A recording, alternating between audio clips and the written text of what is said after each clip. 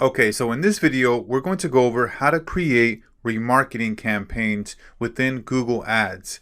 So let's go up here to Tools and Settings, and then we want to go to the Audience Manager here. And we do not have a audience right now, so what we want to do is go to Audience Sources and make sure that we're pulling the data from the Google Analytics. We walked through in another video how to set this up, so make sure that you have followed the steps and properly installed Google Analytics.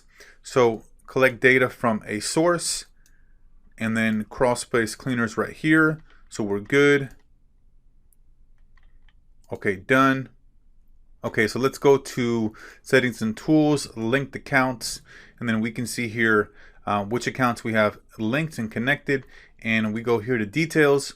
We can see here that we have the crawl space actual Google Analytics account connected here. Okay, great. Okay, so now let's go to Google Analytics here, and let's go to Admin, and let's go to the tracking info here. We want to make sure that the data collection here is set up. Okay, that's on. Okay, great. So now let's go back over here and let's go to Google Ads linking. We want to make sure that we have the right link here attached to the actual Google Ads profile. You can see the number here, and let's actually rename this. Let's see if we can rename this property here.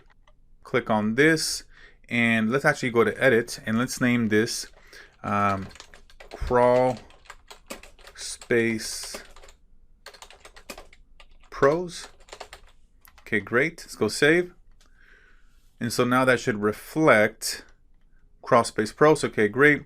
So now we're good to go. Now we can create the audiences here within Google Analytics, or we can create them within Google Ads. Now I'm going to walk through how to set them up here through Google Analytics because it's actually quite simple, and then we can push those to go live on Google Ads. So let me show you how we would set this up. So let's go to Audience Definitions and Audiences here. So let's go ahead and create a whole new audience here. And as you'll notice here, we have various types of lists that we can create that Google here is providing us. So let's say we want to create a list of all the users that have visited the website, new users within a certain time frame, or returning visitors, or users who visited a specific page. Let's say they landed on the landing page and they didn't take that action, they didn't take that offer. We can retarget those individuals as well. So let's do the all users one here. So everybody that has visited the website in the last 30 days, okay? And let's just put all users, okay? And let's go to next step here. So publish. Let's go down here. Let's make sure that this is going to our Google Ads. You want to make sure that you have this selected here because then it'll show up in the Google Ads platform, right? So we'll have that in there and we'll publish it as there as well.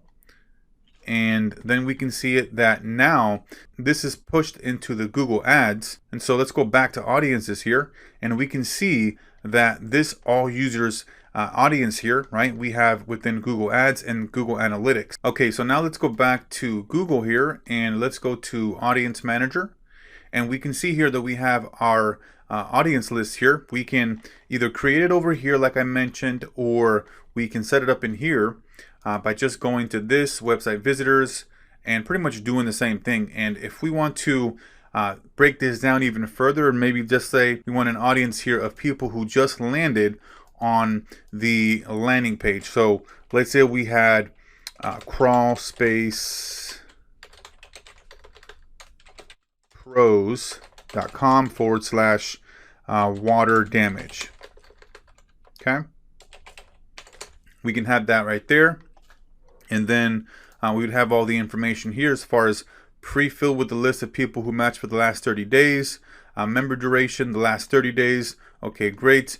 And then the description here, this is for people who have landed on the water damage landing page and did not take offer. Boom, right there. Let's name this water damage list past, and then we can put a date here.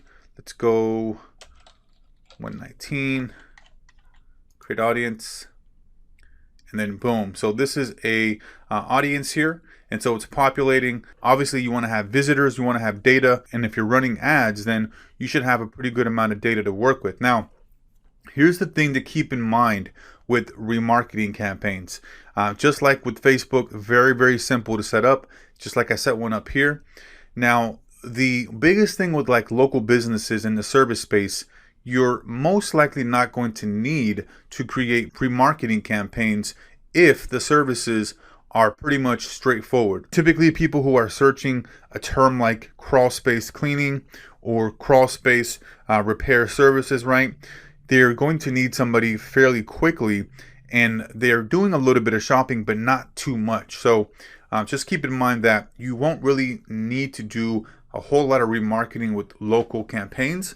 However, if you're working with national campaigns, that's when it's going to make the most sense, more often than not, to do remarketing campaigns. Now, this is one form of remarketing here. You can also create display remarketing as well, where you have those ads that will show up on different websites that will follow you all over the internet. That's a separate type of remarketing that is done through the display network. But for this one here, this remarketing here is done through the Google Ads platform, or if you want to create it on the Google Analytics and then push it to Google Ads. But it's probably going to be the easiest for you just to create them here through the Google Ads. So let's go right here to this plus sign, and as you notice here, we can retarget people from different actions: app users, visitors, YouTube users, custom list. Now, the customer list here, you need to have at least about $40,000 or $50,000 in spent advertising. So you'll notice here, if we press this right here, not eligible, right? So there's a certain threshold there you need to hit to be able to upload customer lists. So for now, and pretty much just this right here should be just fine. Now, I want to show you another reason why most likely in the very beginning, when you're running ads for local businesses, for clients, you're not going to need to do remarketing, because you're not really going to get very much visitor traffic, right? So for example here, Google has remarketing size limits, right, as far as for audience. So for example, for the search network, they need to have a minimum of 1,000 active visitors, right, or users within the last 30 days. And most local businesses don't get very much traffic to their website. And if you're running ads, you're probably not going to hit 1,000 active users anyways, right, within the first 2 to 3, 4 months.